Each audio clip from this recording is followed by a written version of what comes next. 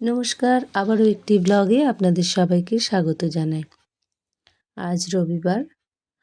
তো সত্যি কথা বলতে ভালো মন্দ নিয়েই মানুষের জীবন। তো যদি আমরা খারাপটাকে সরিয়ে রেখে বাঁচতে পারি তাহলে জীবনটা সত্যিই আনন্দময় হয়ে ওঠে, সুন্দর হয়ে ওঠে। কিন্তু সেটা আর কজন পারে? আসলে কথাতেই আছে যে মুখে আমরা যতই ভালো ভালো কথা বলি না কেন, পায়ে যদি ছেঁড়া জুতো থাকে তো বারবার সেই দিকেই চোখ যায়। তো একদমই তাই। আমরা যতই চেষ্টা করি ভালোভাবে বাঁচবার, সুন্দর করে জীবনটাকে গুছিয়ে নিতে, তো ওই যেটা খারাপ দিক সেটাই বারবার মনের মধ্যে খচখচ করে। তো আজকে রবিবার, বাদ দিলাম ওসব কথা, ছেড়ে দিই।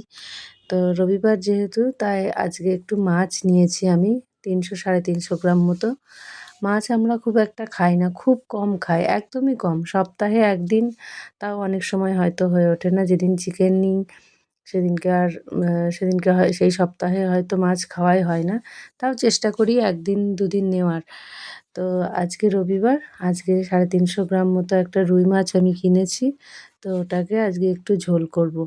আসলে সবজি বলতে কিছুই ছিল না, শুধু একটা বেগুনই ছিল।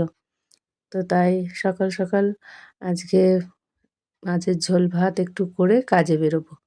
তো সেই জন্য রান্নাটা আজকে আগেই করে নিচ্ছি। বাকি কাজ থেকে ফিরে এসে করব। আসলে মান্তুর আজকে ৩ জায়গায় পড়া থাকে, ওর আসতে অনেকটাই বেলা হয়ে যায়। ও সকাল থেকে কিছুই খায় না। তো ওই জন্য সকালে আমি রান্নাটা করে রেখে গেলে আমি বাড়ি ফিরে ও আসলে ওকে আমি খেতে দিয়ে দিতে পারবো।